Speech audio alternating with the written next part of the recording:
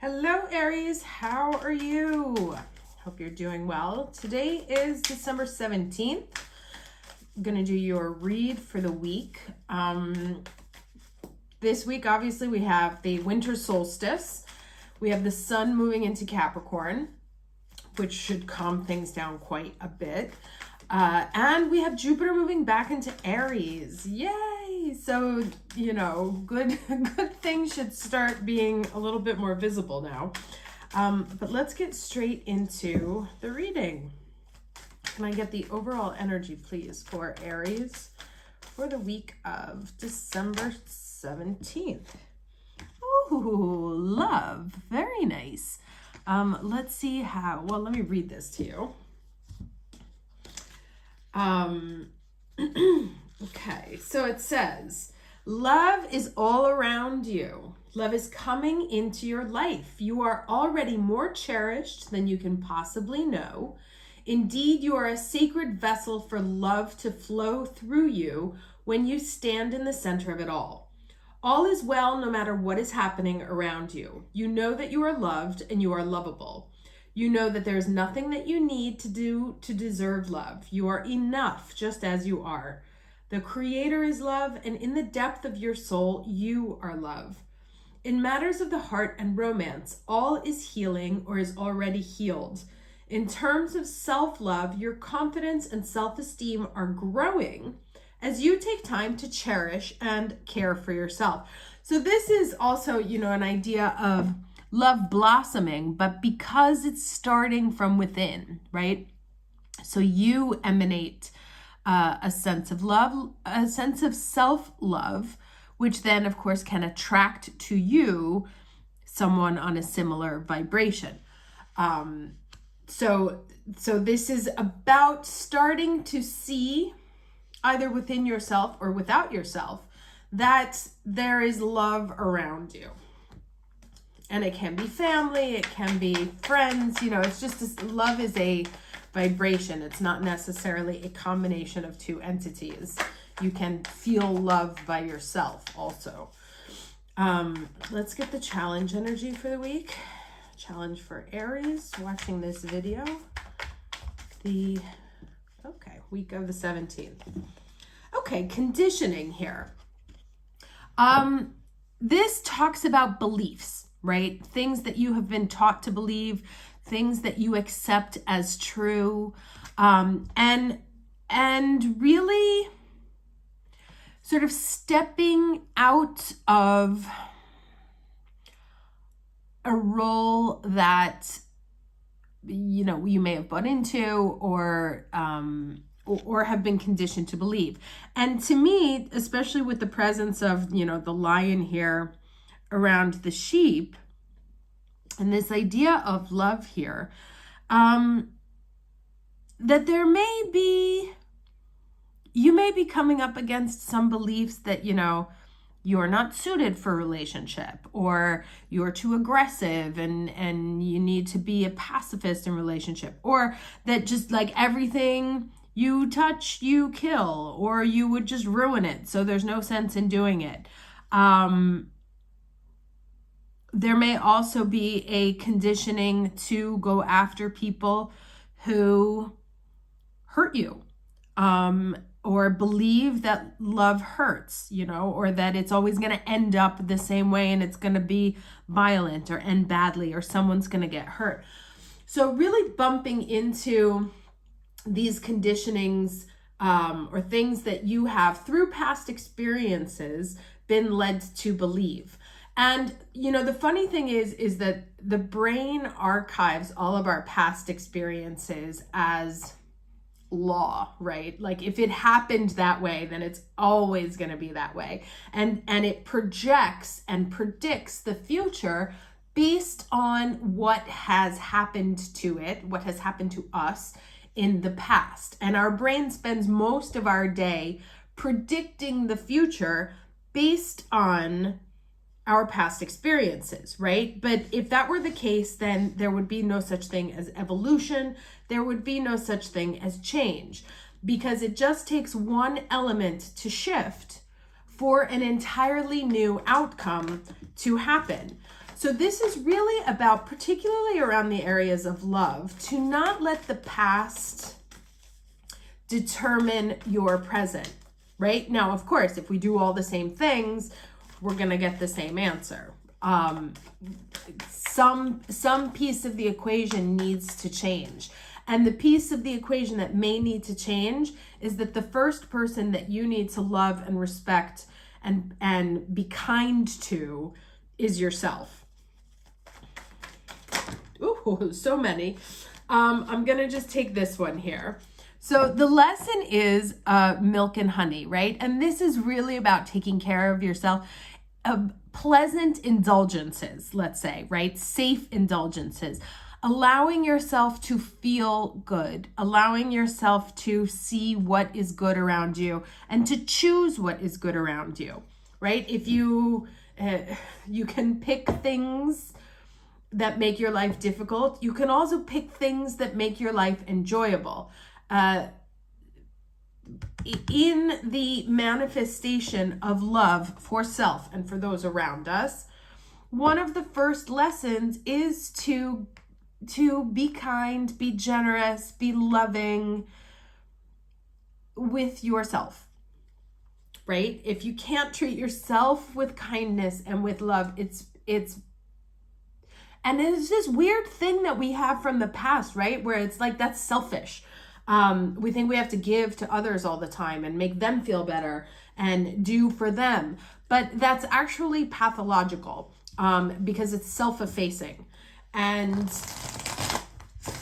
that comes from childhood experiences, things that you were told, be a good little girl, be a good little boy, don't do this. How dare you stand out?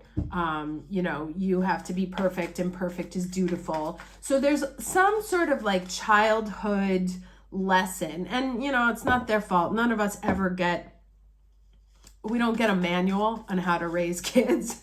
And sometimes you say stupid shit that comes from your own generational conditioning that you're just not aware of the effects that it can have on the future. And then as we grow up as adults, it's kind of our responsibility to look at those statements and be like, is that really true? Is it really not a good thing for me to take care of myself?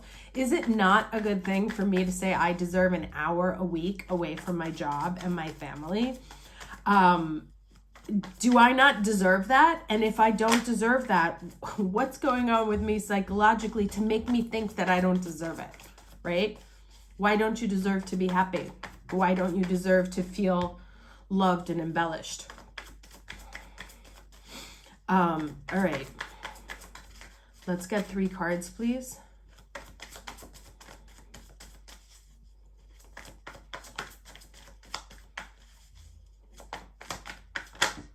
All right, what do we have here? Ace of Wands. 2 more. Okay, 2 of Pentacles.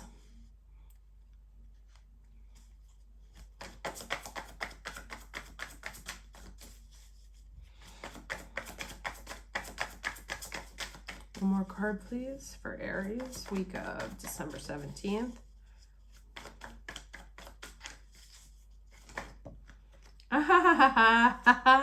Love it. Okay. Ace of Cups, 2 aces and a 2 of Pentacles in the middle, right? Like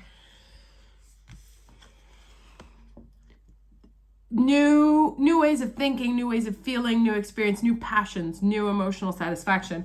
And then this like, oh, but, and kind of keeping yourself in play, right? You see how these 2 things, they're holding on to these wands and they're holding on to these cups. Those are a choice. I've taken them. I'm holding them. Can't do that if you're sitting here juggling these pentacles, right? So this is really about turning on the personal passion, turning on things that make you happy, and dropping this seesaw of, I don't know, like, do I deserve it? Do I not deserve it? Should I do this? Should I not do this? Yes. Find things that make you happy. Do things that make you happy. Stop evaluating whether it's the right thing to do. Is it the fair thing to do? I don't know, like, can I make it work? Yeah, just drop the pentacles and pick up the other one. This is also like anyone who's stuck in a state of like workaholic, like I don't have time to be happy. I don't have time to take care of my emotional state. 9. This is going to keep you, as long as you stay here, right? Where there is no room for anything else other than you're working on the pentacles, then nothing else can come in, right? There's no way any of this can flourish if the only thing you're dealing with is the material issues, the problems to be solved. And it may, Lord knows these last couple of weeks have been, especially with Mars and Gemini in retro, have been about throwing all of the obstacles in our way. And so you may have felt that you've just been completely overwhelmed with all the shit that you have to take care of. Mine, funnily enough, the universe, after 3 years, finally sent me COVID so that I would be forced to take a step back and stop trying to do so much and actually take a minute to breathe, relax, like take care of myself.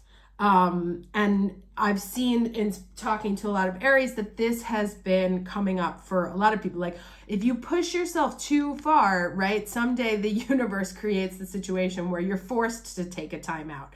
And so what it's saying is like, find your joy, find the love, find the things that ignite your fire, that make you feel powerful and happy, and enjoy it. Allow yourself to really like roll around in this sense of abundance and that life is good, because that will give the elements, the seed and the water for this love to blossom. And then when it's coming out from you, you find that it comes to you from the universe. But if you're not putting it out, then it can't find you, right?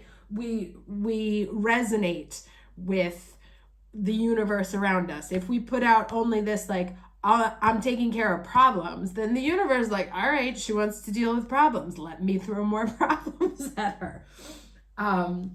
So taking a step back to be like, all right, enough with the pentacles. I'm going to go for some wands and some cups right now because I deserve it. All right, let's get some advice from Mercury here. Okay, the dowsing rods, the seeker. Let's see what this says. All right, the dowsing rods have sought you out to announce that your search is almost over. You have spent a long time looking in the wrong places. Now is the moment to sense through your heart, using the natural elements as your guide. Doing so will point you in the right direction. Walk your path of destiny, aware of the signs in the flow of water beneath your feet, in the depths of the earth. Create no attachment to the paths of others, for they may lead you to far more barren lands. You seek your path, and they seek theirs. Nature will guide you, so get out of it and seek out the watering holes, the streams and rivers, and find what you need in their reflections. And it says here, I seek it well, but still I ask, where doth it dwell? The answer I find is flowing within and all around me. The streams and lakes manifest all I can be. And it says here, other divinatory meanings, seek and you will find. Don't give up, you're almost there. Time to step into your destiny. A lost item will soon be found. You found the information you've been looking for. Reconciliation and a reunion bring great joy. Okay, and then let me get one last from this, the crystal mandala.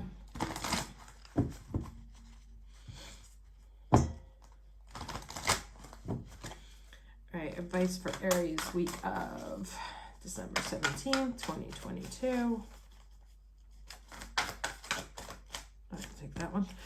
Okay, rare success. And this is an 8, the 53. Goddess Shi Wang Mu and Stromalite. Let's see what this says. Okay, we bring you the empowerment of rare success. You are bringing something utterly unique, special, and precious to the world. Whilst there are creations that are worthwhile and valuable, which can manifest swiftly, there are others that are labors of love, requiring diligence, strength, and long-term commitment to bring them to life in the world.